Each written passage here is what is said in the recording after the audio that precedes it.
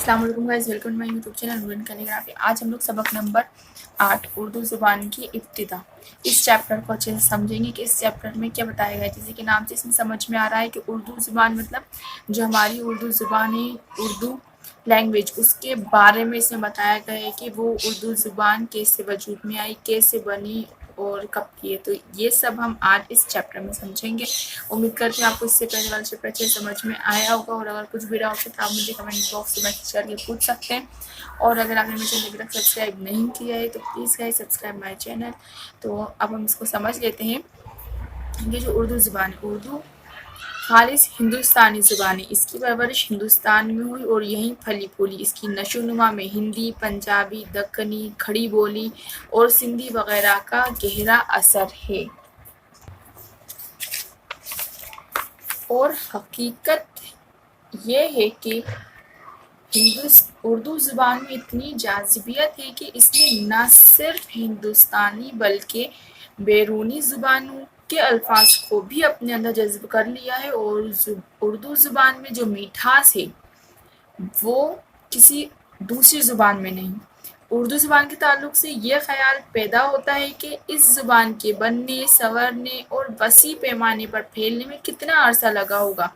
जब मुसलमान यहाँ आए तो वो कोई ना कोई ज़ुबान ज़रूर बोलते रहे होंगे, और जिन लोगों में आए वो भी अपनी ज़ुबान रखते होंगे। आने वालों में अरब, ईरानी, अफ़गानी और तुर्किस्तानी हर किस्म के लोग थे। यहाँ जिन जिन जगहों पर वो लोग गए वहाँ अलग अलग ज़ुबानें उनको मिली। जो लोग बाहर से आए थे वो यहाँ के लोगों पर अपनी ज़ुबान लाद नहीं सकते थे, बल्कि अपनी ज़रूरत की वजह से यहीं की बोली बोलने पर मजबूर थे।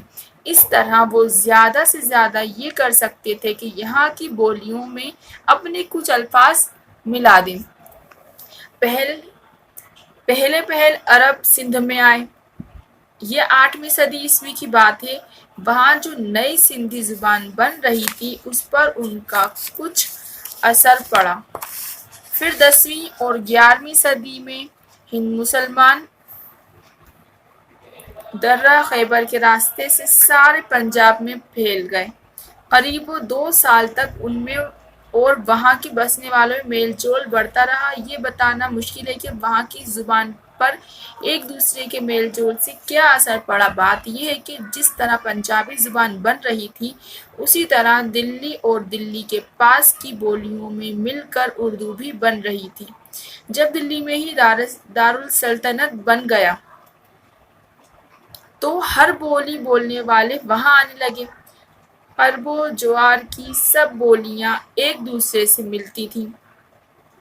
दिल्ली और उसके पूरब में जो बोली बोली जाती थी उसको खड़ी बोली कहा जाता है। इस खड़ी बोली ने धीरे धीरे ऐसा रूप धारण कर लिया कि उसमें ज़रूरत के मुताबिक फ़ारसी, अरबी, तुर्की के लफ्ज़ शामिल हो गए। खड़ी बोली निखरकर ऐसी ज़ुबान बन गई जिसमें थोड़े ही दिनों में शेर लिखे जाने लगे और किताबें तैयार होने लगीं, और ये ज़ुबान उर्दू ज़ुबान कहलाई। दिल्ली उर्दू दिल्ली और उसके क़र्ब ज्वार में पैदा हुई और निखरने लगी। धीरे धीरे मुल्क के दूसरे हिस्सों में फैलने लगी। शुरू में उसका नाम ज़ुबान हिंद, हिंदी, हिंदवी और दहलवी रहा। बाद में ज़्यादातर हिंदी के नाम से याद की गई। जब दक्कन और गुजरात में इसका बोलबाला हुआ तो दक्कनी और गजरी भी कहने लगे। दहली में शायरी की ज़ुबान को रेख्ता कहते थे। उसको उर्दू मुअल्ला भी कहा गया है। ये बहुत ही मीठी प्यारी ज़ुबान है। कश्मीर से कन्याकुमारी और गुजरात से आसाम तक पूरे हिंदुस्तान में बोली और समझी जाती है। तो ये हमारा चैप्टर था पूरा उर्दू ज़ुबान पर था कि हमारी उर्दू ज़ुबान कैसे वजूद में आई, कैसे बनी हमारी उर्दू ज़ुबान, किन कौन सी लैंग्वेज से मिलकर बनी, ये कितनी मीठी ज़ुबान है ये तो आप सभी जानते हैं कि इसका बोलने वाला अपने सुनने वाले को मुतासिर किए बिना नहीं रह सकता। تو امید کرتی ہوں آپ کو اچھا لگا ہوگا، یہ چیپٹر سمجھ میں آیا ہوگا، اور اگر کچھ آپ کو ڈاؤٹ ہے تو آپ کمنٹ باکس میں میسج کر کے پوچھ سکتے ہیں، اور اگر آپ نے ابھی میرا چینل سبسکرائب نہیں کیا ہو تو please guys subscribe my channel, اور ویڈیو اچھی لگے تو پلیز لائک بھی ضرور کر دیجیے گا. Thank you.